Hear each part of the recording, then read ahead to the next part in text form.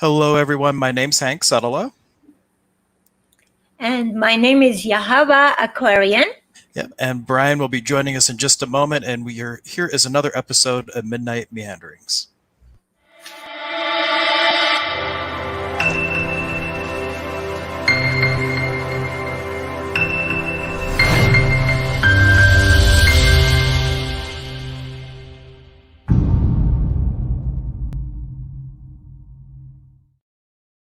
So Brian is changing locations. He wasn't able to get a good internet connection from where he was, so he is. I'm not sure if he's driving right now or what the case is, but we wanted to get started and see where the conversation will lead us. And as always, you're welcome to ask questions or make comments. We love to follow the energy and go wherever you like to go. But it's been kind of tradition every time you've been on that we kind of look at what the planets are doing today. So I'm going to pull up the chart. Did you want to talk a little bit about astrology first? Yes, sure. Yep. So That's transiting better. planets. Yes. And perfect. Oh, I should put in Hawaii though. So since I guess it doesn't matter, right? It doesn't matter, but because I'm going to go ahead and go day by day.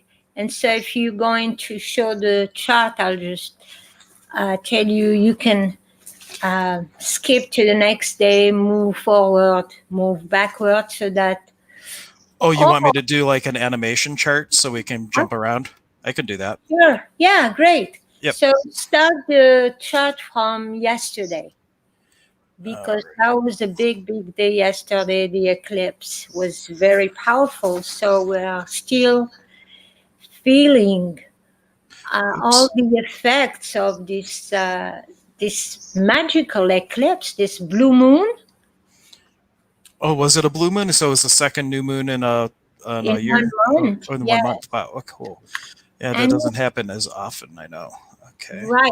And especially the way it happened with all the other combinations of alignment, it hasn't happened in 600 years.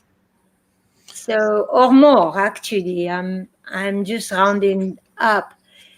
And so with an eclipse, the way we have experience and with the globe and the blob of all these planets in Capricorn, and the eclipse was in Cancer, it was pretty emotional to the maximum. I wonder if any one of you have gone through something really intense, so you can even tell us something about it. But I know for myself, and I am a tough cookie because I've been around many, many, many times around all the corners. But it really showed me that I'm just a little girl, no matter how old I am. I'm just in school. I'm just needing to learn how to be a mother for the world. And in a way, the moon, when it is in Cancer, she is the mother of the world for those few days. I do like that little sentence for Mother Moon. She loves that. Um, and so, but when the mother of the world has, yeah, right there, as you can see. Yeah. Yeah, I wasn't able to pull up the actual animation part because it crashed No, StreamYard for some this strange is reason. good. This is good. Yeah, So this can was. you raise it? Can you raise the chart a little bit more Yep. so that it's centered? Okay, that's perfect. So this is what I'm talking about. So here is the moon, and look at everything that's red is hardship. Imagine that you're holding an elastic and you're pulling it to the maximum, and if you pull one more second, it's gonna blast and crack. And so in these few days, that is the energy that we ride that energy of being stretched out to the maximum, because Capricorn itself, right here, the sign of Capricorn, is the most uh, down to earth, strong, structured, um, concrete energy that is like I would, what came to me like a rock of Gibraltar. Okay, let's say you can bring 2,000 trucks to move a rock, but nobody can move a rock of Gibraltar, which is already a country of its own. And that's how it is here. Nobody can move this. Nobody, unless you have, of course, the whole planet shifts on its own axis, and that might bring maybe a beautiful, well, beautiful. To me, everything is beautiful. Even when we die, it's beautiful. But a major earthquake, a major change where the whole planet shifts, maybe that's pretty much the only thing that can move this energy uh, that is stronger, in other words. So you have this superpower strength wall, and then you have this soft. The moon in Cancer is the softest. It's like the the mother in her most delicate, sensitive moment of her month, okay? And then having to face that kind of actions. So automatically you can understand the eclipse itself, what is going on in the world, and for anybody who experience some worldly media, forgive me, I follow the traces and the footprints of spirit kind of 98%. That's where I get all my news. I don't know what's going on in the world unless people tell me. I already know through spirit what's going on. So it's too much for me to be 100% here and 100% there. But I'm not against. I know that everything is part of the world and the universe. And that's the show. The show is both sides. So to come back to the astrology, so the eclipse has left us with some questions. Why did we get two eclipses? It's because we didn't see enough. Even though we had one last month, we still, everybody is still wondering, are we going forward? Are we going backward? What is the question? Where are we going? And all the planets here, they confirm that. Even though we had some uh, beautiful energy between Mars and Venus, where there was a lot of talking, but there was also Mars and Mercury, a lot of misunderstanding, because Mercury was retrograde, and and it was not clear, and even though it's back, but it's not back where it started. So, and it's in the sign of Cancer, so it's tender, it's very tender, our thoughts, very tender thought. And when you have Mars that is pushy, that is just gives us the feeling, okay, we're moving out of this um, action of this COVID, of this world, and we starting new, and we go and we try to start, and then we go, wait, we gotta heal first. So Chiron right there says, come on, Mars, mellow out. You have you've been through a lot of pain. You can't just jump in from the hospital to your driving your bus. It doesn't work like that. You need to move slow so you don't break your neck again. So those are the kind of energy going. And so these energies of moving fast, they square. What square means, they are controlled by this. These three planets put in the box these guys. So Mars is the strongest because it's personal. It's closer to the Earth than Jupiter, Pluto, and Saturn. But they have the last word. You have to slow down. You have to heal. You have to move slow. So we're gonna do it right. We're not gonna rush. Yes, we And know these are the squares. these are the squares, and then you go down here and it's also squares the Cancer. It squares Mercury Yep. and it squares the moon. So we're trying to move forward, but really what we have to do is, how can we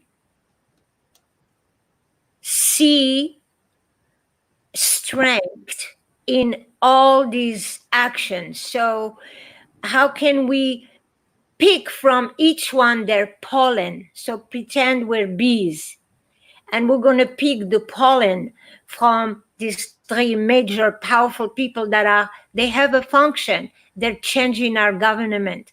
They're going to give us the freedom that we were born to be in.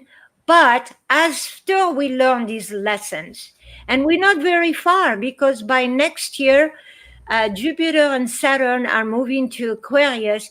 So we're moving towards an air signs that are more communication, and actually most of the planet going to be enjoying a lot more air communication.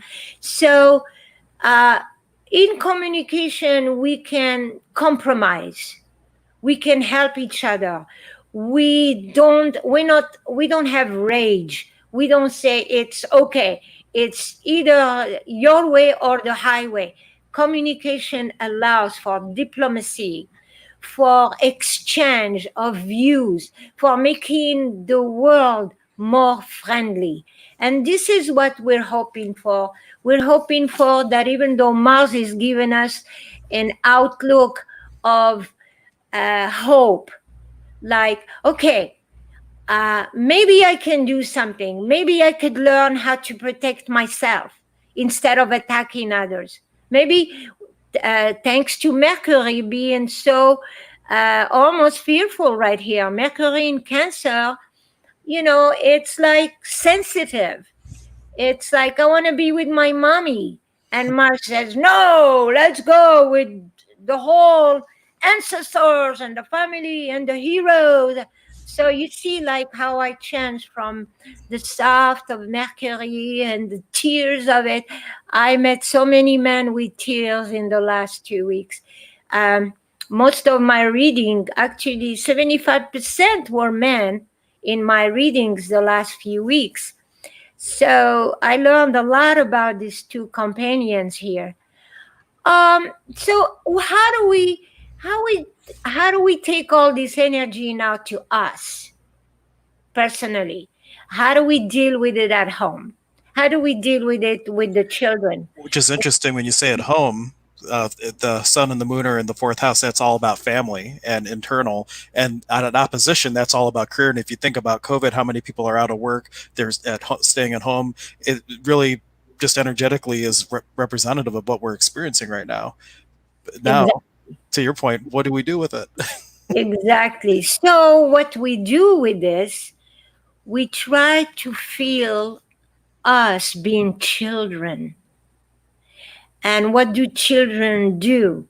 They want to play with their friends. So we as parents, it's our time to be children with our children, not to uh, not to show the pain that we are going, but show strength. This is a time where we can launch our families to say we are eternal. What is a moment like this? This is temporary. This is ephemeral. What is 6 months in our life? And be creative. So each one of us is going to be a mother of creativity, because Venus is very much with the children here. See, Venus in Gemini, she says, let's play with our kids.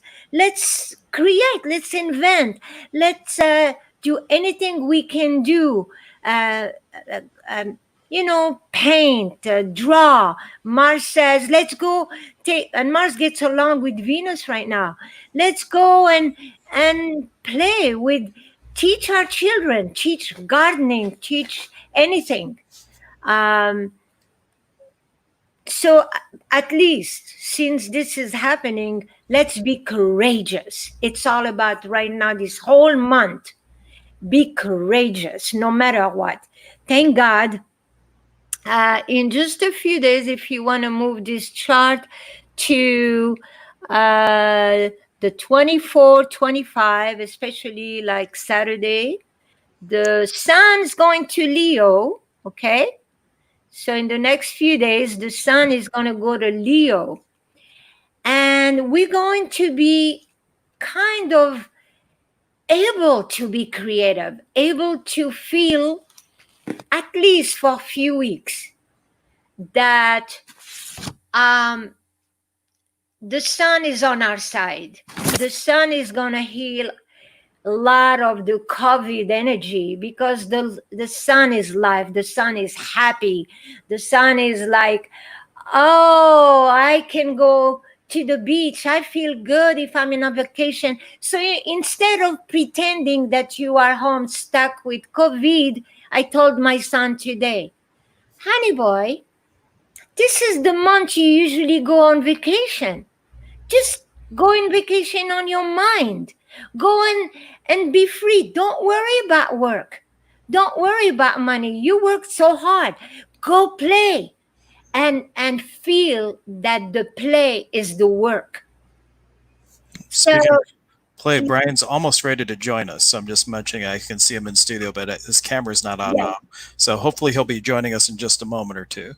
and I would love to finish with that before he joins, because if I had some hope, is in this coming month of Leo, you gonna be as creative as you want, and it's gonna work because it's gonna trine Mars, it's gonna trine the nodes, it's gonna trine Venus. Mercury is gonna move in the middle of the time of the month into Leo itself.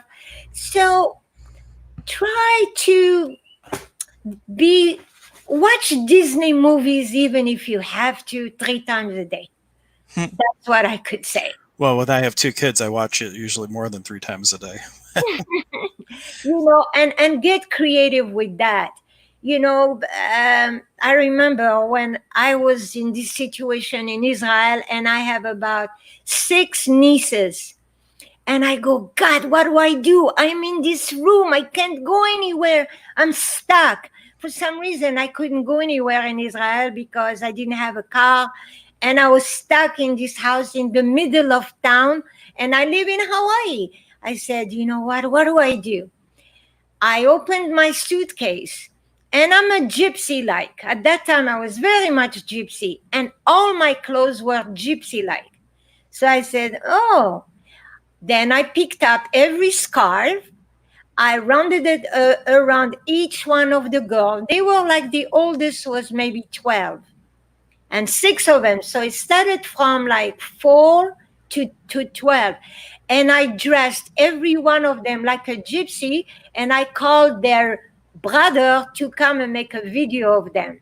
And I said, okay, pretend you're Yahava. What would you do? And we had the best time. And then they wanted to do it for 3 days, 4 days in that week. And we did it. And I'll never forget that time with my nieces. I think I went to Israel just to enjoy that. How they put lipstick, so, and how they put it around their head, around their shoulder, because, and they were like half naked, and then the way they put it in, they tie it in their feet, like in Israel people. And I'm from Hawaii, so I mixed all that. I had the best time of my life. Sounds You fun. know, it was, and that's what I I like to convey with you. I'm very much childlike myself. I have 4 planets in Leo coming up, and I'm a Sag, and I'm an Aries moon. So automatically, I like to fire you up any way I can. My email is yahava@yahava.com. If you need to be fired, email. Well, and you do personal astrology readings too, Yes, don't you? I do. Because like we're talking really general with all these things. Like this is like the planetary, like how it's affecting the world as a whole. But if you were to take these charts and put your like a birth chart over top of it, it gives you a whole nother level of meaning because you can see what's squaring your natal sun and all the different relationships from your natal chart to what's happening with the transiting planets. And it's a whole nother layer of how the planets are impacting you personally instead of just globally. And it's a whole nother world of fun fire up ability. Yes, you know what I love about astrology, it gives you the choice to do what you want to do the way you want to do it. Because as you learn how to understand it, you choose the moment you want to do this, and it works. And that's it's like you learn how to be a fairy. You have a wand and you create your time and space. Or in shamanism, we say with energies like this, there's these waves of potential, and you just surf the waves to where you want to go. And if you understand astrology, you know where to catch the wave and what wave is going to take you where. And it just gives you a lot more conscious choice of using the energies that are naturally present.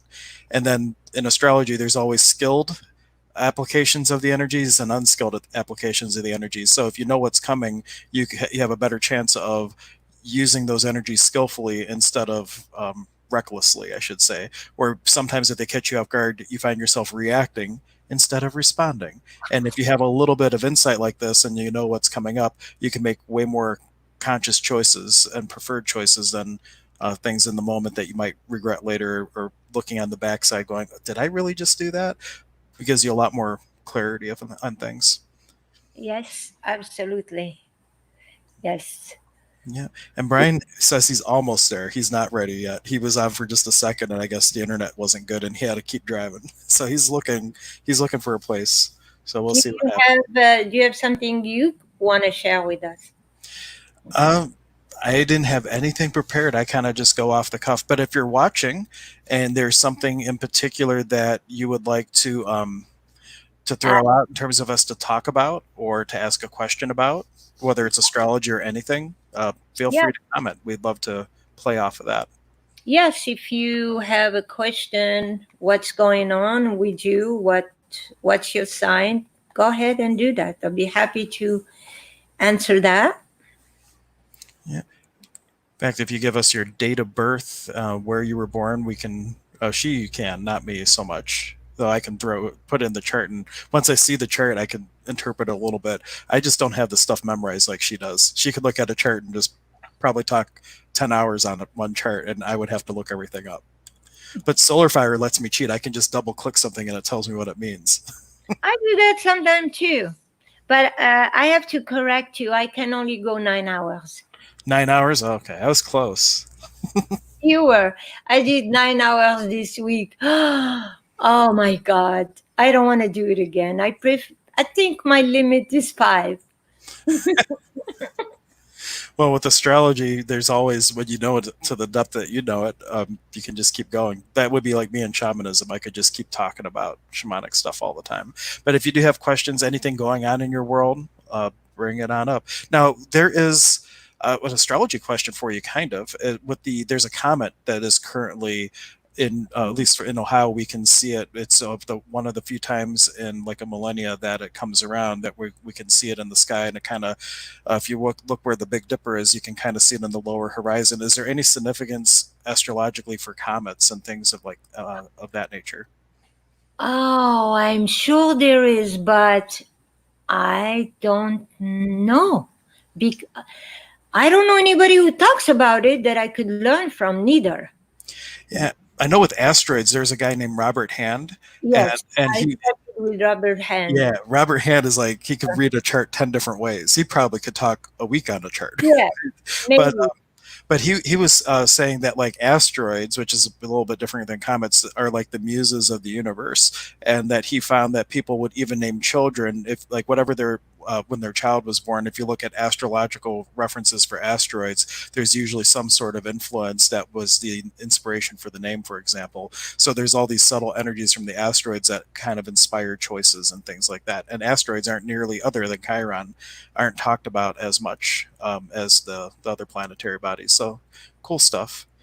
Robert But Hand. they stay. Asteroids are cool because they do inhabit a certain area, and by us watching where they're lodging, we give them the same or some of the energy of the other stars that we know that kind of close to them, so we kind of can see their colors, their movement. Yes, asteroid we can talk about. Cool. And I have a whole bunch of tuning fork sets, and one of my favorite sets is an asteroid set. It has Chiron, Vesta, Juno, and there's two more, but I can't remember them now. Ceres, and I Oh, can't, and one other. But I find that when I use them, I have three different octaves, and when I use them, people just kind of melt on the table, and they afterwards they're getting ideas for songs and poetry and just all kinds of different inspirations, kind of supporting, or maybe it's my belief that they're the muses of the universe that causes that to happen for the clients. But either way, there are some of the most amazing little uh, tuning forks and frequencies to use. Actually, I'm going to pull up a picture in a second. good. I would love to listen to that. Oh, you know, I probably won't stream from the office for a midnight stream, but if I'm ever there, we can definitely get Send play me. around with some of the frequencies. I would love to hear that because those are all my favorite ones. I wrote a story about Athena and Vesta yesterday. A story about them? I use them. I use them. I write stories, so would like next time to share a story. I almost was going to share a story today, but since you kind of asked astrology, I go with the flow. I say, okay, God, what would you like me to talk Oh, about? well, Story. if you had a story, that would have been well. Kind of Brian put it in my head. Like he said that you were about to log on and we could talk about some astrology. I never thought about just asking what's on your mind. But here we go. Let me pull. I'm going to upload this little uh, picture. This is just from my office. It's my display of tuning fork toys. As soon as where do I overlays? Here we go. And you'll see what I mean. I posted this the other day and said I have a slight addiction, quote unquote, to tuning forks. Well, you're good at it. Yeah, there's I don't know, I probably have about 400 different forks, and Woo! yeah, look at all, and then there's like three octaves of planets, and then we got all the asteroid sets. There's organ sets, mineral sets, or archangel sets. There's all kinds of fun stuff there. And then well, next time I'm at my office too, the other fun thing that we Never can get seen into. anything like that. What's that? I've never seen anybody like that No. with And so many forks. So okay. well, there's literally forks for everything because if someone has like a diseased liver, through science, they can tell what a frequency of a healthy liver is. And if you use a tuning fork that's the frequency of the healthy organ, it can help it come into sympathetic resonance. So it's all kinds of wonderful things you can do with forks. And same thing true for a chakra. If your chakra's out of balance and you know the healthy frequency of the chakra, you can play that note or tone that note if you don't have a fork and help to bring it into a sympathetic resonance and heal. And then this is a picture of my office. You can see all the crystal bowls. There's 21 different bowls that I have in my office for working with people, plus a gong. And then there's a didgeridoo, koshi chimes, all kinds of sound stuff. But at home, all I got with me today is this little guy, my little hand bowl from last week. Oh, we'll give it a ring. Maybe we'll clear the internet issues from Brian's wherever he's driving. Woo! Beautiful. I love that. Anyway, that's the one way that I use astrology is when someone's on the table. And if I feel that they have like you can feel heavy energies in the body, and so when I know that there's a heavy energy, I might take the sun and use that with the idea to illuminate, or use the sun and Pluto like the plunger to help bring up the energy so we can better deal with it. And I'll even do things in opposition, so put the moon on one side and the sun on the other, causing the opposition for the illumination of the shadow, and or squaring different energies. You people will actually feel different if you have. We've done this in class before, where you have one person stand, and everybody takes different planet forks, and we ring them, and then we stand in different patterns, either all together, so it's like one big conjunction, or separate, where it's an opposition, or squaring it. And as we move around the person, they can actually energetically feel different. And some things are very pleasant, and other things make them feel really uncomfortable. And it's no question, because when you look at astrology, when you have like that first chart we looked at, that was so much going on, everybody's going to be uncomfortable, or at least they're going to be noticing some energies the way that that is. And forks have the ability, if you do have a lot going on in your chart, you could actually balance somebody looking at their chart, seeing where they have different energies playing out, and then use different planet forks to help smooth them out so they're not as overwhelmed. Wow. Yeah, I did that once, but not with the fork. My first astrology class here in Hilo, and a lot of people showed up. I was amazed. I sewed a chart big enough so people can stand in each house. And Ooh. those So it's like a floor chart where people can. one, right. It was like maybe 22 diameter. And then I did that where people who were Geminis stood in the Gemini, and, Aries stood in Aries. And then I had them kind of, uh, okay, why don't you try to reach for your friend? And they go, I can't. Well, you see, that's how it is in astrology. If you can't reach him, now you understand how hard you have to work to be able to go to that house to hold his hand. And so, I used different movement, and then we put my helper in the center, and then we were asking her to give us the uh, how she felt every time somebody moved. When we put five, and she didn't know, she had like eyes closed, and it was like what you're saying. I love it. I think I want to do that again, but I only did it like once. I think I really would. I love the way you you're doing it. Oh my God! Now I see why Brian is so in love with doing this work. Okay, I understand him better. First, I didn't understand him. I said, "Oh, come on, you just cuckooing with two forks. And man, you gotta get your trip together. You have a this, you have a that. You want to do this, you gotta." But I could see now that he knows and who you are and what you do. Yes, I would love for him to come and do it right here on Big Island. Nobody is doing it. Yeah, I don't know if he has planet forks with him, but I'll have to make it out there and bring some toys and all that.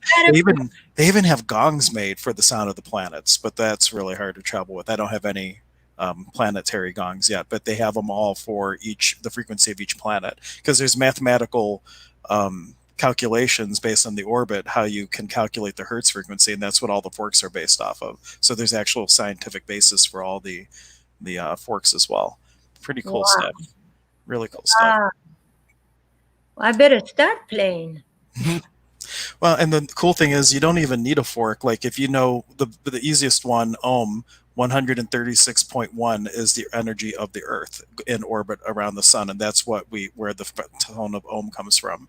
And even if you don't have a tuning fork, if you just look at the frequencies, and you can get them from my website. If you go to hanksutala.com, click the store, you can look up the planet forks. I have like a little web chart there that has all the frequencies of the planets, and you can put it in a tone generator and just either double it or half it until you get a note that's in the audible range that you can sing, that you feel comfortable toning. And then you can just create that note yourself just through singing. And you don't have to have a great voice, but if you know you need a certain frequency, whether it's a planet frequency or a organ frequency or a chakra, you can look up the note, make octave it up or down to get it to a pitch that you can feel comfortable singing with your vocal range, and then you just tone it, and then you're making that tone from the inside out, and you're causing that sympathetic resonance yourself, and can facilitate your own healing with a wide range of tones and things like that. It's really amazing stuff, It's because totally everybody has an amazing healing tool. It's your voice. the voice. That's what Yes. I wrote about yesterday in this Vesta. I wrote about the healing that I wrote about actually Mary Magdalene, because living in Israel for so long, and I lived about 20 minutes from where Jesus was born and from where she was born too. And so I was very close to that vibration. And I believe in reincarnation. And to me, uh, she was, and she received healing from being free in her time and space.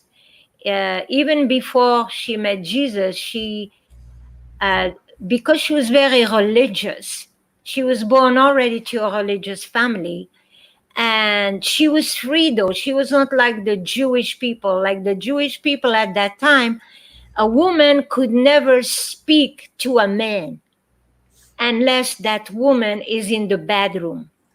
So women were not free at all. You could never see a woman in the street unless there's 12 women walking together to go wash their clothes. That's it. That was the only time you could see women alone. But Miriam, she was free from the time she was a child. She played with boys. She was a free spirit. So it was normal to her to be with men all the time. She didn't make any difference that if they were girl or man. She was just a friend. And she grew up like that. And then as she grew up more and more, when she was older, she was the same way. She was very friendly with men. She had buddies like today. We have a lover, but we have buddies also. Women can go to clubs where their friend, they're just their buddies. I have about 2,000 buddies, just guys of all ages that are my friend. I don't have any sexual things with them. They're my friends. I can meet them anytime. I see them all the ways. We talk stories, and she was like that. But for the Jew, she was a prostitute. Just doing that, that's being a prostitute. And so Jesus came and taught all these women how to use that natural love that a woman is born with to heal people. So because the way she was so loving, she was naturally a healer. And automatically she just, when she saw Jesus and Jesus saw her, they clicked. They had something in common. And that's why she automatically was with him all the time. She learned how to use her healing love to heal people. And then she died in France healing people. People would just come and be healed by her. And so it's like we all have that. So why I wrote this story, and me being a healer for 50 years, I healed people with Reiki, massage, any kind of massage you can imagine. I was doing it. I went to maybe 20 different schools of massage. And so it was impossible for a person to come to my um, shop or house or whatever and leave, not change. It was impossible because I would do whatever it takes. If their pain didn't go away, I would give them a colonic. If this didn't go away, I would make them sing, because I have all like you. I do have a music studio too. I would make them sing. I would make them cry. I would walk on them just any way I could, because that's my teaching, you know.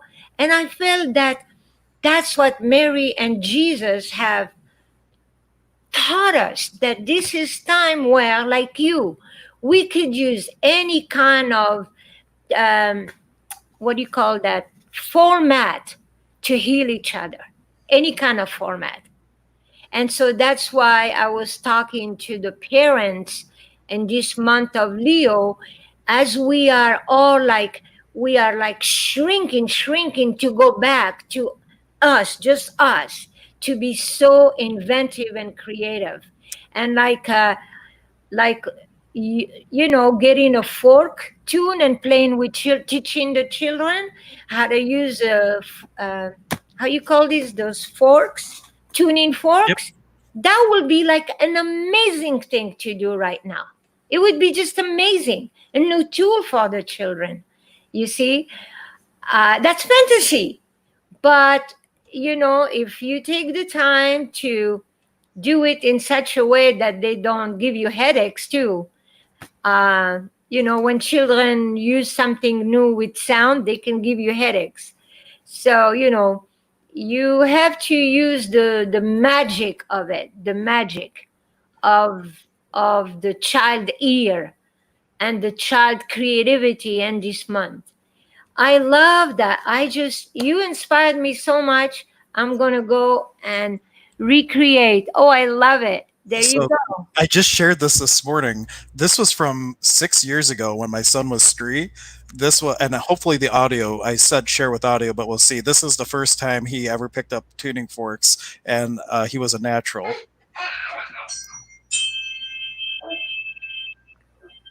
Oh, let's teach our children this.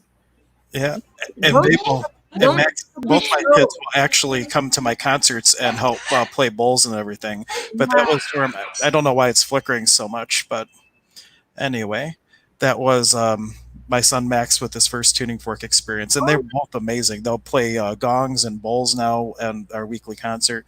And speaking of, here comes Mr. Brian. He's here finally. aloha. Hey, Brian, you're here just in time for us to say goodbye. Everybody say bye, Brian.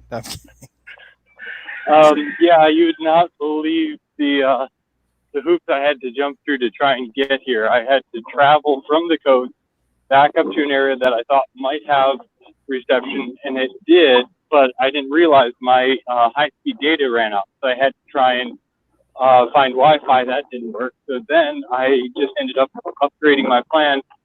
Someone helped me out and let me tether off with him so I could upgrade the plan to be here now. Well, welcome, Brian. I wish. Better late than never. Oh my God. I wish So I did did before. you get any of my pictures? I was getting your pictures. I can bring those up if you want me to show those here. So Brian Yeah. is on a different island again, correct? You flew and you're now on another one of the islands, if I recall. Hawaii. Oh, you're on Yeah, actual way. Okay. I'm on Kauai. Oh, Kauai. So yeah, one of the most northern islands of the island chain. Um, yeah, the energy here is amazing. It feels like nicotine. If you've ever done a Nicotine. dose of nicotine, you're just buzzing. Everything's brighter, everything's clearer. It's really beautiful here. Okay. Well, I started. This is the most recent picture, and I'll work backwards. Now, what was so interesting about this? Was it just the mountains that you were taking a picture of? I assume not the street sign. Uh, Yeah, I think that's the mountain. I'm trying to see. It's small right there, but one of the first places I went to, that might be. Oh, that's over on Oahu. So skip backwards a ways because I sent you a lot of Oahu pictures. Um, Well, here, let me close out of that, and you should still be able to see this. You want me to go to like the first? yeah, the first ones I sent you today. Oh yes, start with that big tree. What do you call those big trees? I forgot. I cannot remember what they're called. But it looks magical, whatever it is. I've never seen a tree like that. Oh, Oh, you there's don't even. under half of the amazing part of that. So do you see that the stone wall in front of it? Yeah. Earthworks, I assume? Yeah. So there's the mountain. This is right at the base of a mountain. There's a mountain where the souls come into this world and the souls leave this world at another mountain on the other side of the island. Even the Dalai Lama has pilgrimage to these places. So it's not just, local tradition. This is big. This is legit.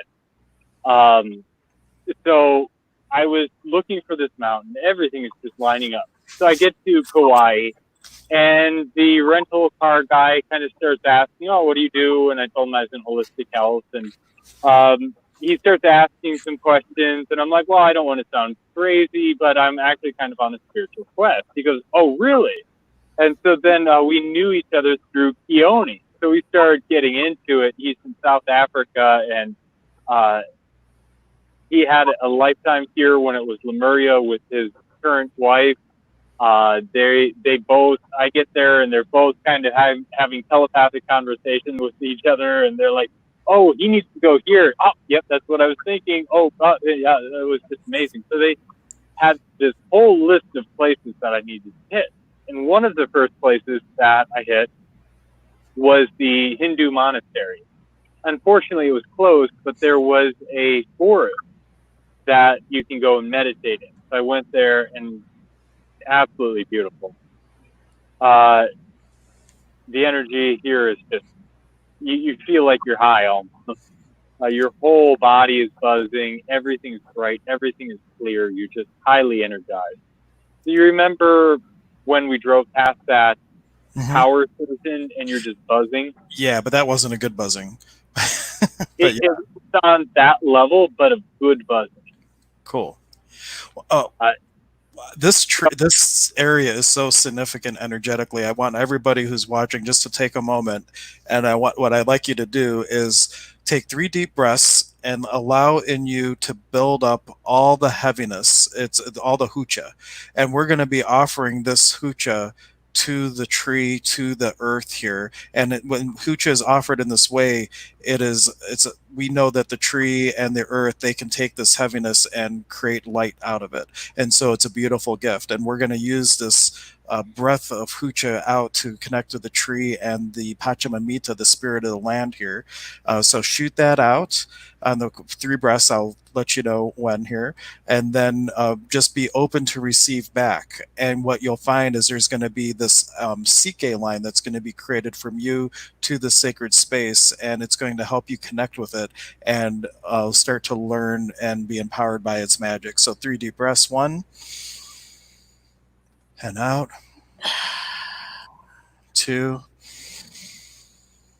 and out. And with the 3rd one, hold it for just a moment. And a pakui, just a forceful breath out. Shooting all that heaviness out to the trees and to the Pachamamita of the land. Iari Pachamamita kuna, ompui, ompui, ompui, iari mauki kuna, wilka mauki kuna, ompui, ompui, ompui. Mama Aipa, ompui, ompui, ompui, Pachamama, ompui, ompui, ompui. And just feel the CK line forming and this connection coming back from the sacred spot back to you. This dialogue, this communication with the sacred place, with all these nature spirits here, being able to sense them, be aware of them, and being able to start to learn and acclimate to their power and their magic of how you can use this connection to better yourself and your fellow creatures on this planet. Whew. And that's just the first picture we're looking at. Yeah. So this place is heavy. I was looking for this mountain, and I told that this is where souls come in. I had heard about this a few places, a few times, but Peony said I had to go there. The rental car people, they told me that I had to go there. So I came back, and I'm looking for this thing, and I knew roughly the city it was in, and I didn't know exactly where. So I'm kind of searching here, searching there. I went to a smoothie stand and I asked, and I'm like, okay, not to sound crazy, but I'm looking for the mountain where souls come in. And I'm like, okay, she's either gonna go, you're nuts, or she's like, oh yeah, that mountain right there. And it was the mountain right behind the stand, what I was looking at. So I'm like, okay, how do I get there? Is there uh, a specific place they come in? No, they come in over the whole mountain. I'm like, okay. Is there a heiau there? She goes, yeah, it's the base. So I went up there and she said, go up to the next road and go down the road. And I went to the end of the road and I couldn't find any park or trails or anything. So I'm like, okay. And I went past the construction site and they were doing road construction. I got to the end, there's nothing, turned back around. And I just pulled over. I'm like, okay, the mountain's there. There's got to be something. So I just pulled over and looked like maybe a hog trail.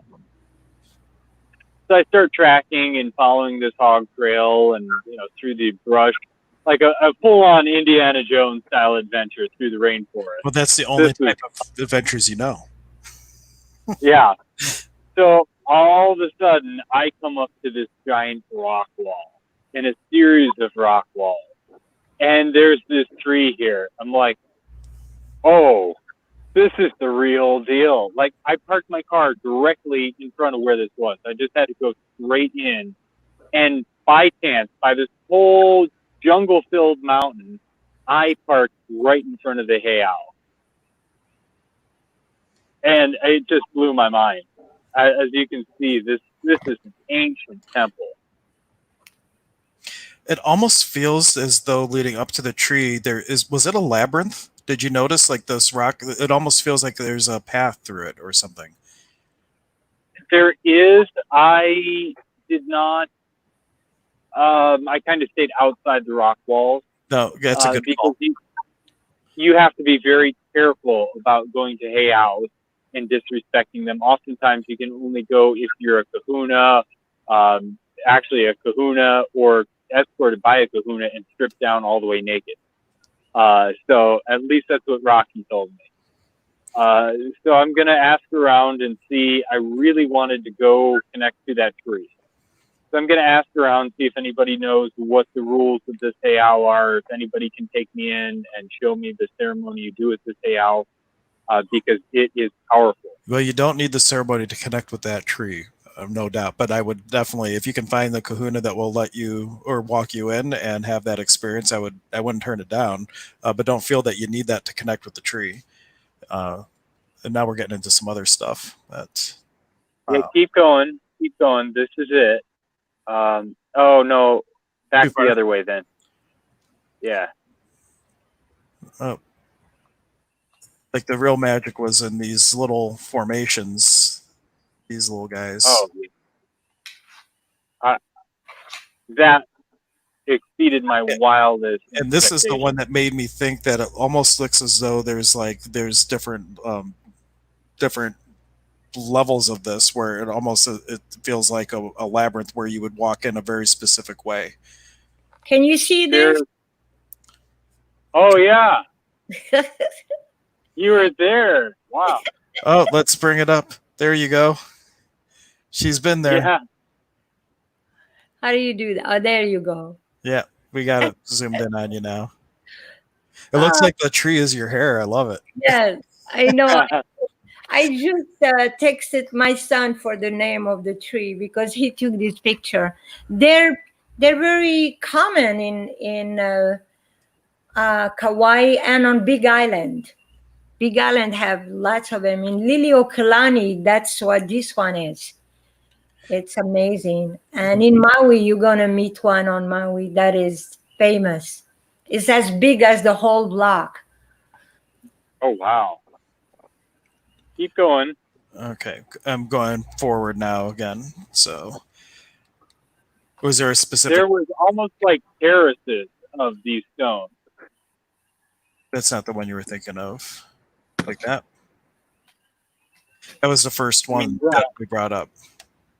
Yeah, that's amazing. But keep going. You'll know when you see it, I'm pretty sure. No, because that was that were out of those pictures. So, or was it at a different block that you sent me? Because you sent me a crap ton of pictures, Brian. This one. That's why you're Yeah. out of data so fast because of how many pictures you sent me. Wow. Yeah, that is a hail. Wow. Okay. I will send you the picture right now. All right, so let me close out of this, and everybody, you'll see when I scroll through like how many pictures Brian is sending me. There's a ton of them, and this is why he had to upgrade his data plan today. Yeah. Well, he's good at it. He is good at it. He takes great pictures too, but just upload them on Wi-Fi, brother, so you don't wreck Okay, your. they're There called is- they're called monkey pod.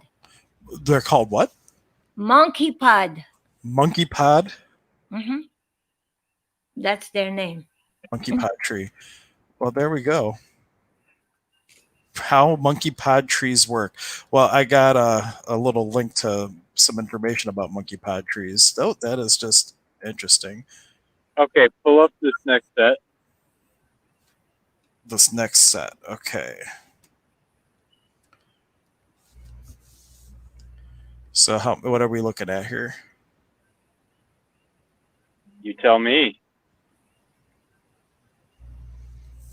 Well, That picture and the next picture. yeah. We're lucky you stayed in this reality. I know, right? Yeah. The first thing that comes to mind is a little bit of a portal. Well, not a little bit, quite a portal. Well, you did say this is where the souls come into the world, right? Is this it? Yeah. So Uh, is that the door? Did I find the door? Well, I believe it's a door. I don't know if it's the door, but it's definitely a portal, without a doubt. Okay, yeah, there's two right next to each other, but I saw that, I'm just kind of again tracking, just feeling which way I'm supposed to go. And all of a sudden I came up on that. I'm like, oh, there it is. Wow.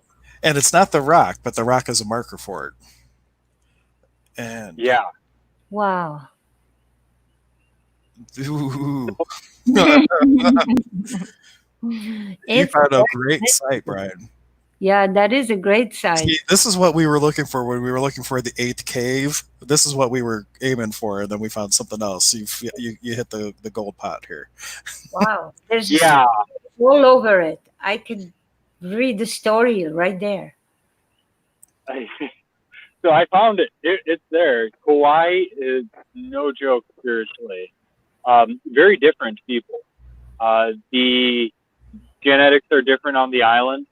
So the Hawaiians don't look like the Hawaiians on the Big Island or some of the other islands. They're very tall and slender, whereas on the other islands they're shorter and stockier. Is that Looks like I think that that's Oahu. So interesting story. If I can see the pictures surrounding that one, I went to so many amazing places over this last. Okay, so that is actually a flower you smash and use for soap. So I ended up on walkabout on Oahu, more primitive walkabout than I had expected, and I met this guy named Ryan. I really wanted him to come on the show. Maybe now I can get him on sometime soon. His knowledge was extensive.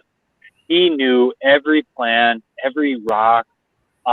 He took me to all these different amazing places. He took me to the mouth. Yeah, that's where we did a ritual cleanse in that little pool, the river. He took me up to Kamapu'a'a's half man, half pig, his palace. So you don't go into that valley because you will be killed. People die all the time in there. So the story is Kamapu'a'a, the half man, half pig, will throw down boulders on top of you. So we're climbing up this riverbed up into the mountain. And this is on Oahu, this series. But why it ties to my find here so much is it was a waterfall, which had just a trickle down it. But yes, that's the waterfall. So if you look down just to the left of the center line of that waterfall, there was this like little cove, and it was a circle with a line through it, and it looked like a keyhole right underneath of it. And I was going to get the picture of it, and I went over to meditate with it and try and unlock it and see if I could open it up. And he told me energetically I opened it up. He could feel this giant pouring out of energy, but I did not get the mountain to physically open up. It looks like you can. It has this stripe, almost like Lord of the Rings, you know, where they go into the mountains? Mm-hmm. Looked exactly like that door. How high up was it? It was about between waist and chest high. So about 4 foot off the ground, this circle, almost like a lock. It was pretty close to the bottom then. I was going too high. Yeah. I was trying to see if I could zoom in and see if we found where you were talking about. It's the ways down, down, down, down. So I don't know if I can zoom in at all. No, you can't zoom in. This is as zoomed as it gets. So I can just move it up and down. That's okay. Like Okay. Cave. It looks like a little cave in there. Yeah. So right in that kind of little alcove by where the cave is, that is where this looks like a door handle. Mm-hmm. So it very much felt like the place in South America by Lake Titicaca, the portal that they talked about. And I got there and I'm looking at it going, is this really what I think it is? And then I found the one at that Heiau where the souls enter the world. So, and then Hank spotted it right away. So I have a hunch that's the same thing as, and Ryan even kind of looked at it and said, yeah, he felt me open it up, at least energetically. Not physically. The mountain didn't open up physically. Not all doors are meant to go through physically, so that's okay. Yeah. If you've opened the door, you have that connection, you have that CK line. Man, we got to do an Aini Karpai, buddy. I got to soak in all this stuff that you've experienced. And we can do that virtually. It doesn't have to be in person. So I'm anxious to to get that download and let it unfold over some time here. Woo. Actually, that's a good idea. At the end of the show, I can do an Aini Karpai with everybody watching. Okay. So. Yeah, if you're interested, stay tuned to the end, or even on replays if you have to drop off because of how if it gets late or whatnot. It will still work, and just come back and watch the tail end, and we will do that Aini Karpai. So when I first got to Kauai, it felt. I mean, even still, my tongue is buzzing like I got electrocuted. I just feel like my whole body's buzzing. I have a lot of pressure in my third eye. So we're going to see what happens. It's really amazing here. Well, just ask your light team to the energies you're acclimating to just kind of what are the things in for transformers to act as a transformer to allow your body just ease with acclimating to the energies so it doesn't fry you by accident. Oh, I just hit me with a lightning bolt. Let's get this shit over. Okay, well, yeah, that's the Brian way. It's like the Hank way would be like, let's have ease. And Brian's just like, just hit me with the lightning bolt. I'll get over it.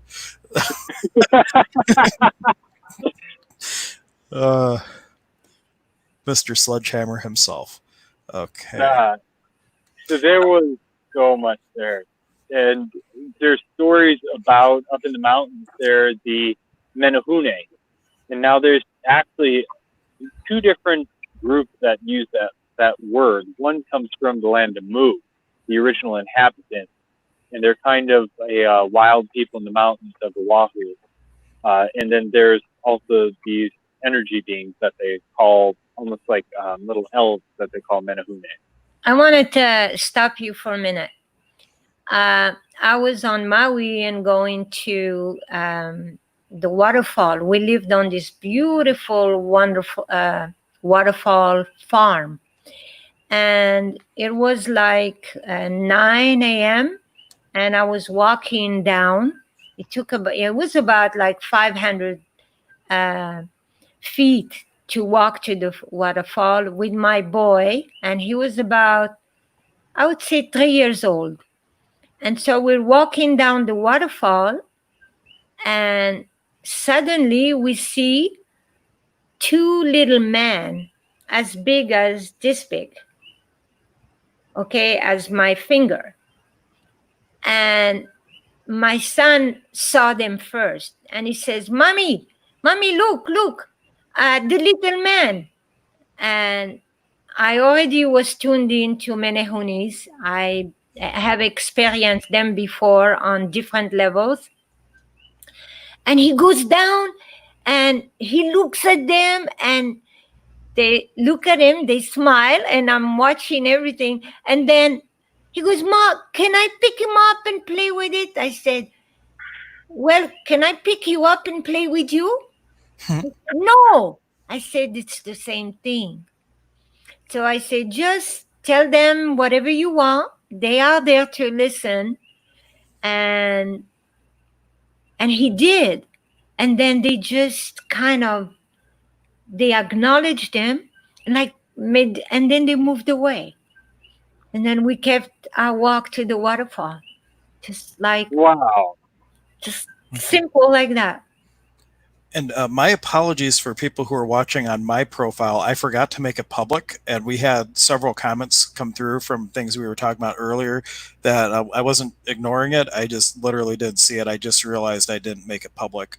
So there's some people that were asking, Kelly, if you're still watching, make another comment, and I will be happy to speak to that. Otherwise, I'll just message you afterwards. And then Lori was asking about some things about to calm Mars. Laura, if you're still watching, comment again, and we will speak to that. It's just that we didn't see the comments, and I apologize. But if you're on, we'll go back to it. If you're not on, we'll just make comments back to you after the stream's over. So let us know if you're still watching. All right. Now, was there other pictures you wanted to touch in on? Figure, you got it on late, and normally we try to stream for an hour and we always go over, but figure like 1:35, I want to be wrapping up because I have to sleep. So we got like 15 minutes. So in this 15 minutes, what would you like to cover most, Brian?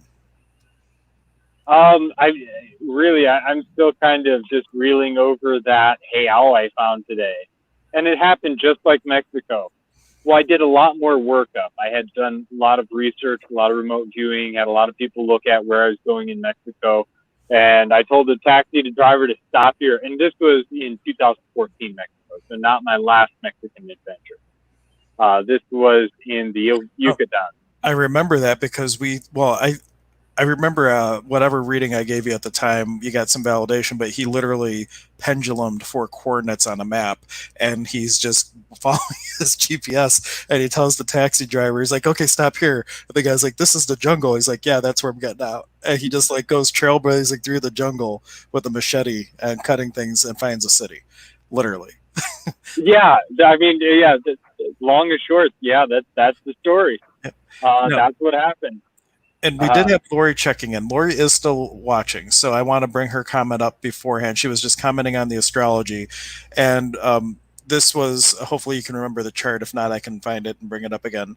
She said her question is that what sound or other healing can you recommend to calm Mars at this time? It is squaring Pluto, Saturn, and Jupiter for an unusually long 6 months, and violence is increasing. So from a sound perspective, let's see, Mars, just even like the Mars frequencies, or if you had tuning forks, you could basically change the position. So you put the forks, you would have to probably have a couple of people helping out, but you basically would have everybody be a fork, or they could be toning that tone and start in the position of the planets and then move them to a place where it's not in opposition or not squaring, and it just helps to shift the energy and how you're experiencing it is how I would go about it. Any thoughts on that, for if you just those astrological energies, how to kind of smooth them out? Yeah, I was thinking, what a beautiful thing you just said, to move the forks. So I know that if you would move the fork, Marginaris, for example, if you would move it to Sagittarius, okay, or let's say if you would move it, especially this coming month, which is Leo. So I would use also the Leo energy on the heart chakra. So see if you could, can you do like a tuning with the sun on the heart, Mars on, I would do Mars at 6 a.m. Mars is strong at 6 a.m. That way, even though the sun is stronger, but he does, Mars would not feel weak. So imagine where 6 a.m. is in the body. And then you want to go from Mars to the sun and then go to where Sagittarius is. So use the planets that rule the sun, Mars, and Jupiter. I would use those sound, because what they're going to do is they're going to go through the whole circle of vibrational tuning of fire. So when you have all the fire together, it makes you strong. Then you're going to feel strong because now you have awakened the fire within. That's what I would do.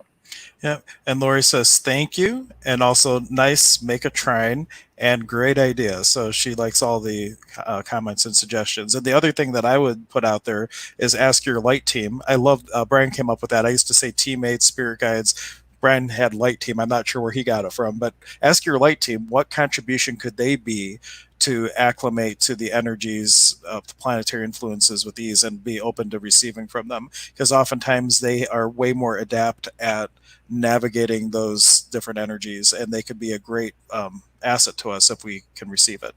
So that would be another thing to bring Yes, up. yes. Oh, and she doesn't want to take away from Brian's incredible portal. No, well, we talked about the portal. Now, who knows what we're going to talk about next? But Yeah. but she will So, try all that. so yeah, same way as it happened in Mexico, except I did workup. So I did remote viewing. You helped me tap in and see what I was going to find, and I had almost a whole year of workup to looking for what I was going to find in the Yucatan. And I mean, I'm looking at the GPS, and I tell the driver, okay, here. He goes, here, this is the jungle, and I look up and go, yes, it is. And so I'm thinking to myself, I'm going to die. A jaguar is going to eat me. Poisonous snakes are going to get me. Faraday lamps and others. I'm like, oh, man. Well, it's a What good am I thing doing? you did this trip before the other trip, because otherwise you probably never would have done it. So my adventures have been pretty wild. So I get out and I'm going, no, I'm not going to chicken out. I'm going to go in. I'm going to do this. I came all this way. I went a quarter of the way around the world to figure this out. I'm going to go in. So I'm going in, and I'm pushing through the underbrush, and I'm going, what on earth? I listened to psychic. Am I crazy? What am I doing? I'm going to die here in the jungle over what? And this is when I was kind of first getting started. And I'm going, I'm going to die because I was stupid. So, and then I go in a little bit further, and there it was. There was a pyramid, square pyramid. There's 90-degree steps in it. And I'm like, oh, wow, this is real. This is really real. So I start going in more and more, and I found more structures, more buildings. And this was in the middle of the Mexican jungle. This is down a road where there's no tourists. This was, I got a few looks when I came back out, and people driving by, and I pop out of the jungle, and they're like looking at me like, what on earth? Fun fact, I was watching a National Geographic documentary, and they have technology now where, just like an X-ray seeing into the bones in the human body, they have this technology that as you're going over like a jungle or whatnot, it will look through it just like an X-ray going through the canopy, and they've been able to look and see that there's a huge amount of earthworks, way more than they ever thought, that are in the like South America, all that region, like hundreds of different locations that they've never seen because of the jungle, but they now know are there, and they're starting to make expeditions to go and check out a lot of these spaces. So yeah, now you don't need pendulums. Now you have tech. Yeah, they have LiDAR and other stuff. That's what it was, LiDAR. It isn't just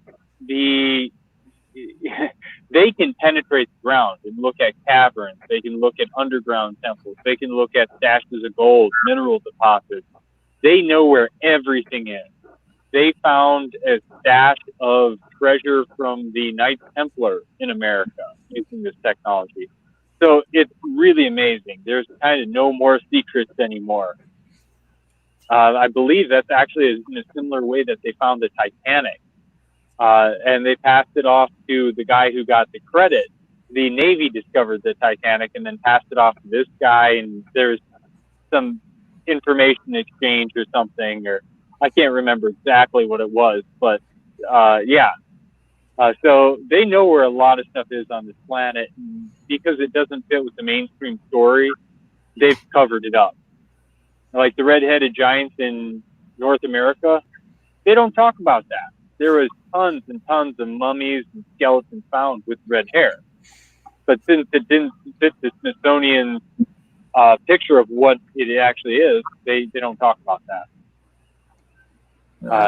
Oh yeah, back to, so I found this, and on my way back out of that city, well, I wasn't heading out yet, but I turned, it was 95 and 100% humidity. I was drenched with sweat. I was baking.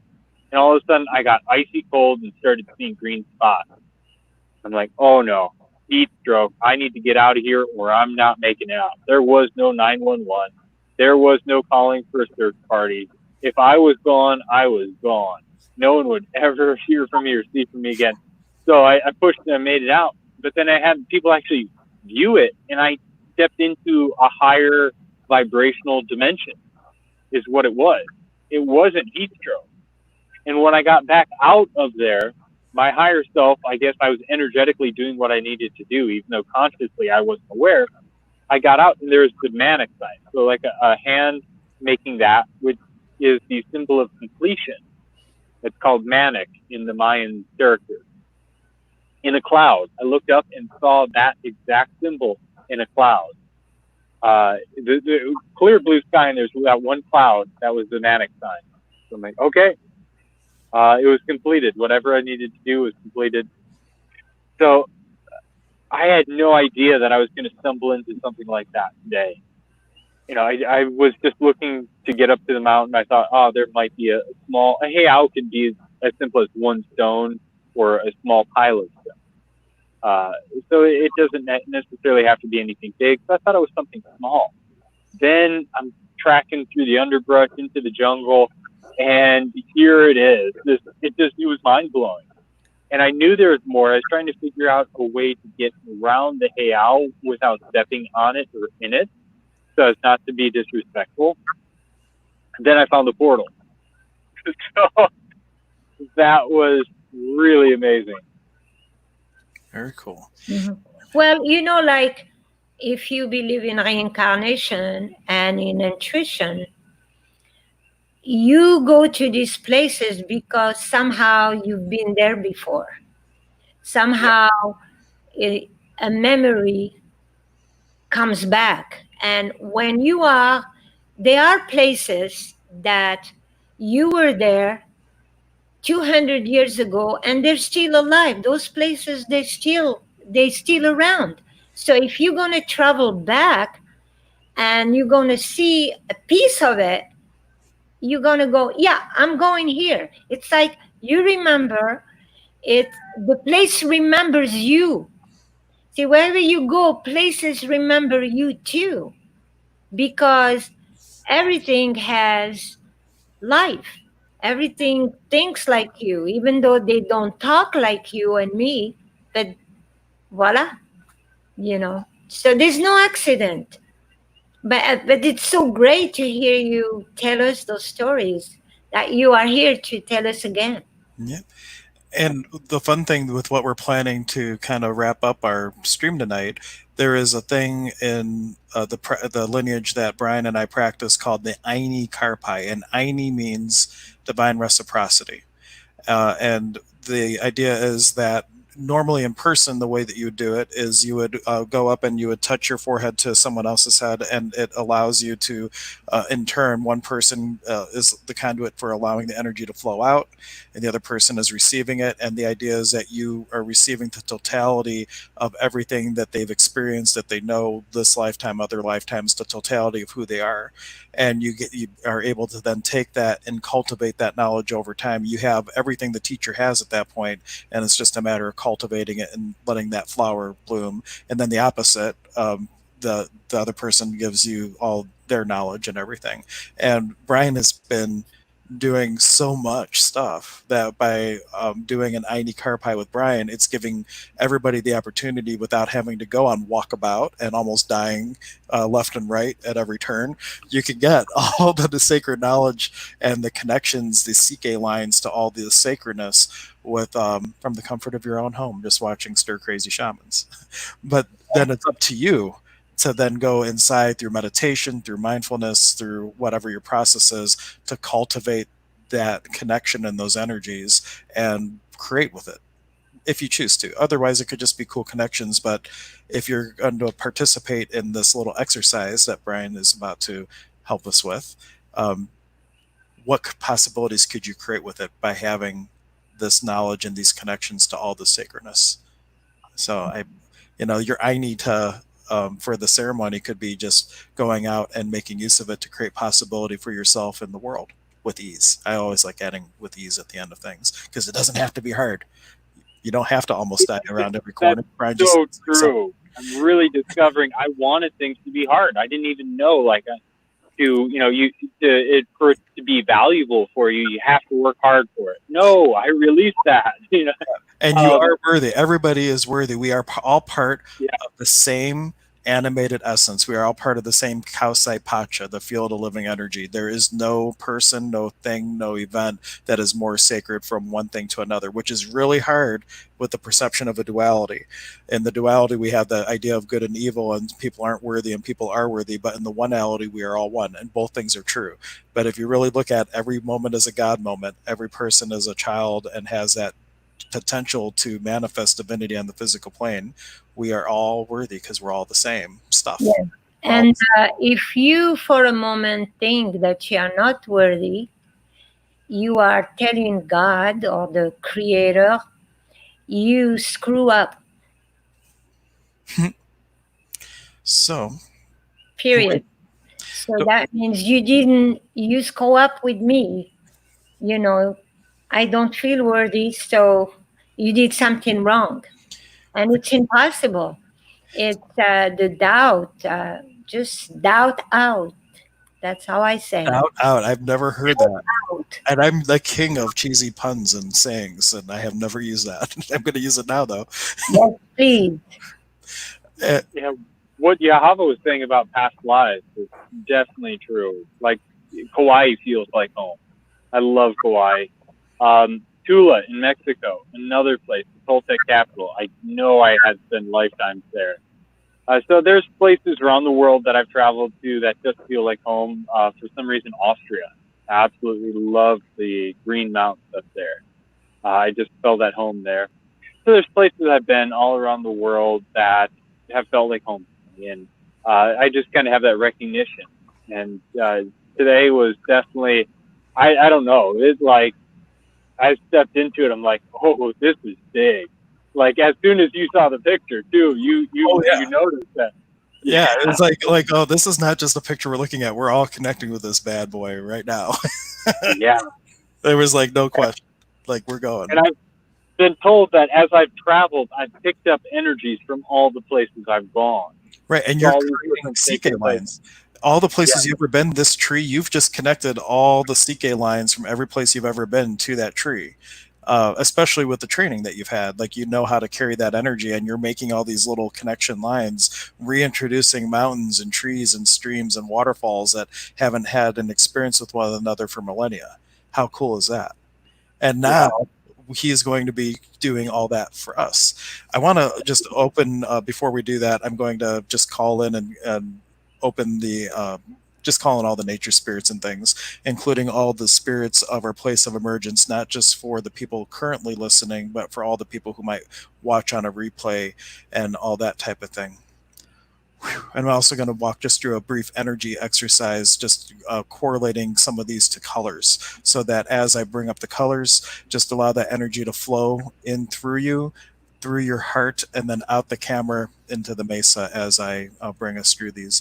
Iari Pachamama, ompui, ompui, ompui. Victory and praises, Mother Earth. Bring your healing here. Heal what the soul's already healed. And connecting to all the sacredness that you've ever experienced with the earth, allowing a red energy to come into the navel, allow it to flow throughout the totality of your being, both known and unknown, up through the heart, out the heart, through the camera, into this mesa, carrying with it anything that is tense, stagnant, or heavy, allowing it to flow effortlessly on this flow of energy from the mother out to this medicine bundle. Ahaya, Mama Unu, Mother Water, Ompui, Ompui, Ompui, Iari Mama Kocha, Ompui, Ompui, Ompui, connecting with the water in the tailbone, allowing a black energy to come up through the tailbone, swirling throughout the totality of your body, being, and beyond, through all lifetimes, through all experiences, moving anything that is stuck, stagnant, or low vibration effortlessly up through the heart, out the camera, and into this medicine bundle. Woo. Yari! Mm. Willikachaiwa, the sacred swimmers, dolphins and whales, ompui, ompui, ompui. Ahaya, Texelerpu, great cosmic mirror, ompui, ompui, ompui. Ahaya, Willika Taiwantan Waira Kuna, of attention, victory, and praises to the sacred four winds. Ompui, ompui, ompui, bring your healing here. Ahaya Hatan Sumakuntar, the great and sacred condor. Ompui, ompui, ompui, Yari Sawara Kinti, the royal hummingbird. Ompui, ompui, ompui, and with the wind, a blue energy coming into the throat, and also silver energy from Mother Moon coming into the throat, joining in with the black energy of the water, the red energy of the earth, soaring throughout the totality of your being, both known and unknown, in all aspects of existence through dimensions, planes, and realities and lifetimes, taking anything that is heavy, dense, stagnant, or not moving, and allowing it to effortlessly flow up through the heart, out the camera, and into this sacred medicine bundle. Oh. Hiya! Inti taita, Father, Son, ompui, ompui, ompui. Hiya, texe muhuamaru, ompui, ompui, ompui.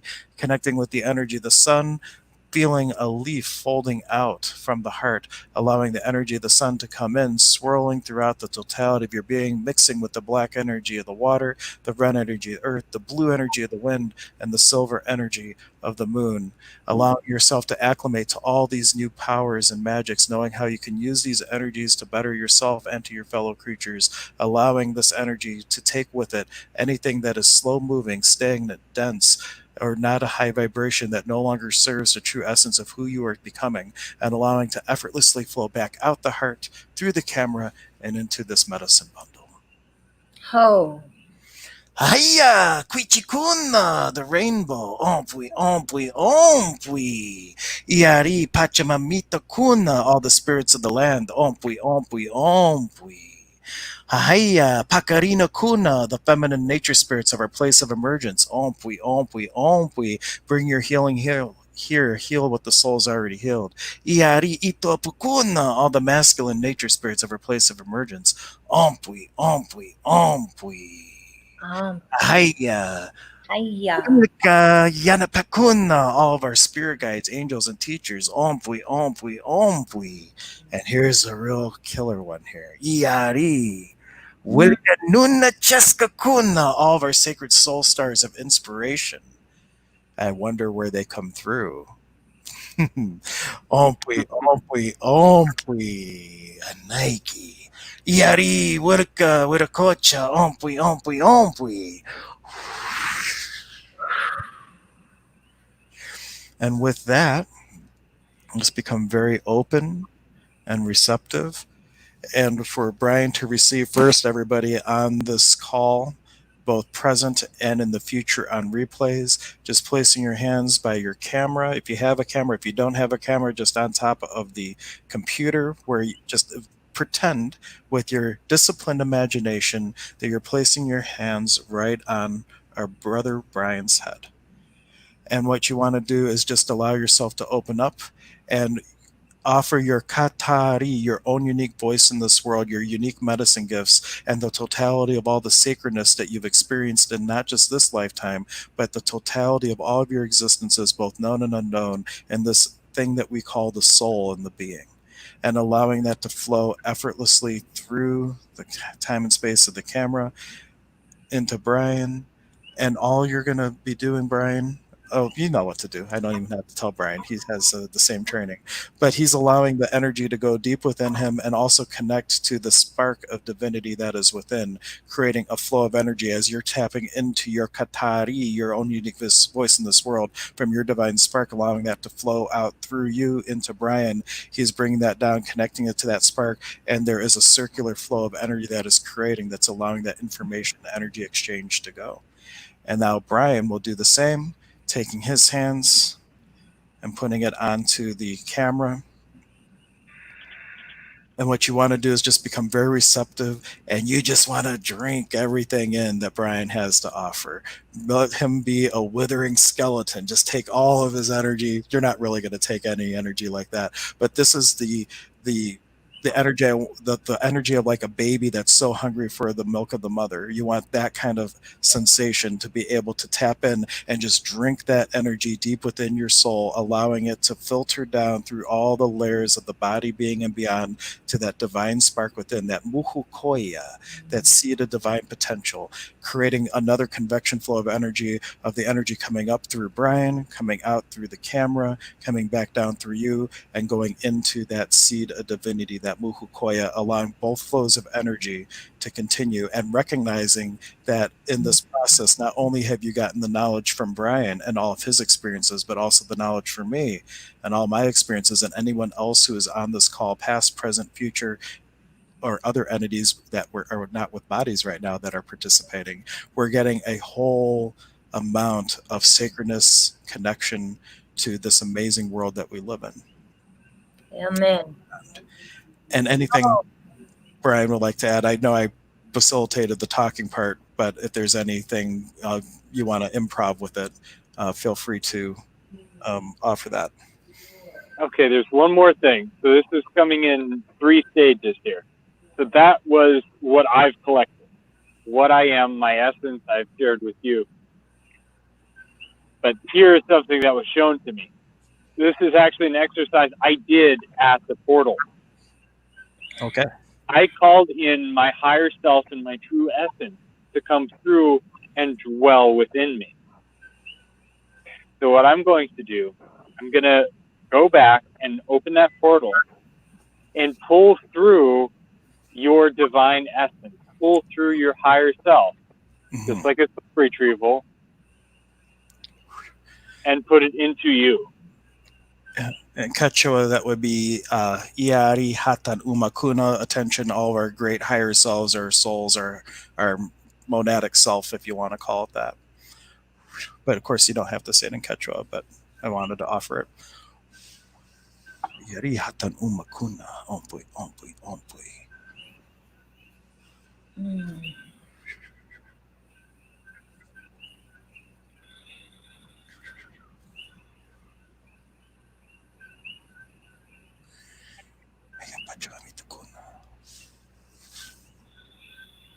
Now, letting that continue to flow, any of your true essence that is still coming in, we'll start integrating it. At your tailbone will flow the energy of water, the sacred waterfall next to, coming off of that mountain of gold, soul's point of entry, the beautiful ocean waters here surrounding Hawaii, turquoise blue water, flowing in, tailbone, washing all the heaviness off, cleansing all those soul pieces coming back to you. Continuing to flow the energy of water, we now go to the energy of Mother Earth at your navel.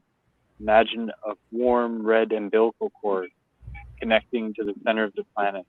Let that love energy flow into you.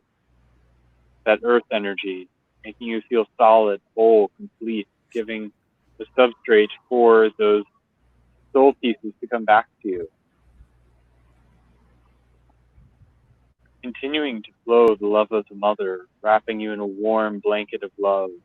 You now call on Father Son, Inti, flowing that into your heart, the energy of fire,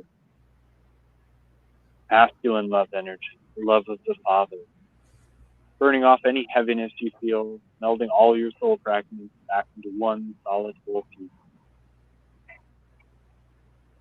Continuing to flow that energy, we now call on Brother Wind, these beautiful ocean breezes, the breeze of the mountain, blowing that in through your throat, breathing the breath of life back into all your soul pieces that have come back, revitalizing, revigorating, continuing to flow the breath of life, air energy. We now go to the ether. We flow that in through your crown chakra and third eye, spiritual energy.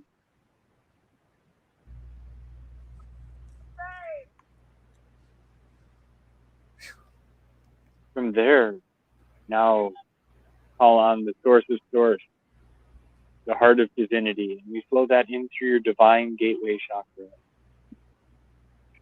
connecting you to divinity, infinite mind.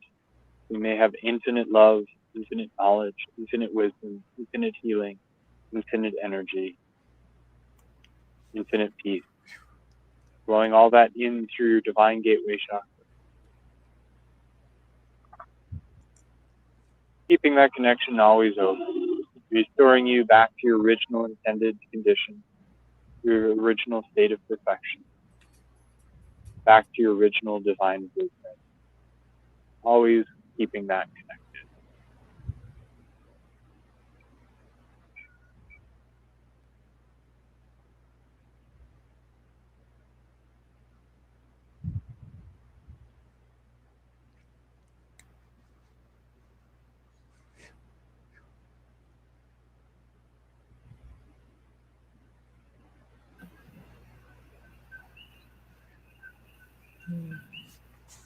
I'd like to add one more thing.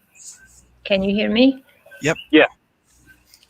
Just because in the next few hours, the sun is moving to Leo and the moon is in Leo. So this is like the most powerful day of the year when it comes to the heart chakra, the love. Very timely.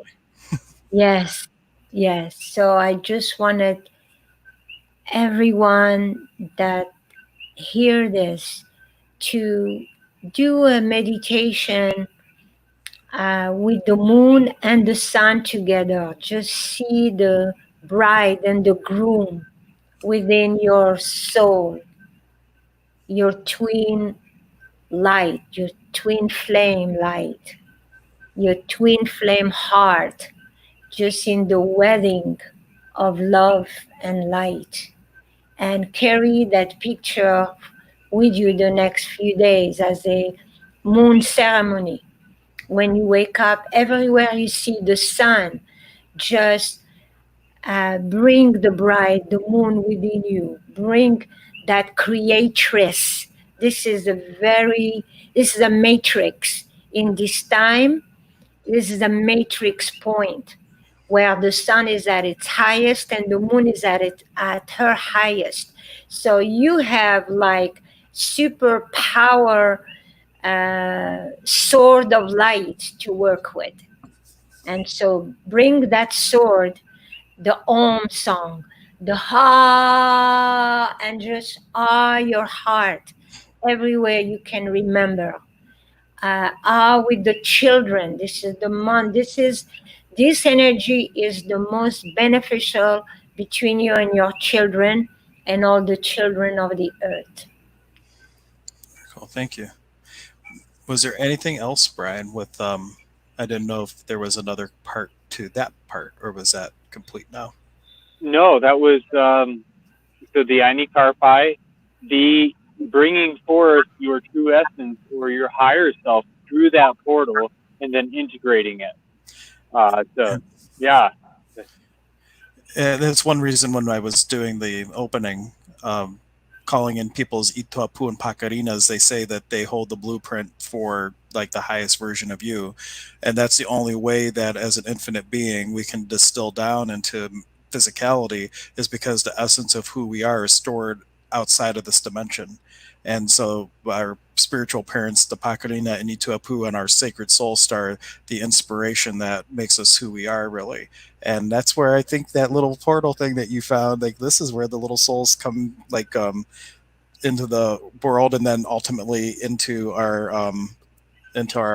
punka. Puka. Yeah, very cool. Thank you. This is So, awesome. So did you feel with the bringing in of your higher self? Yeah, it was very good.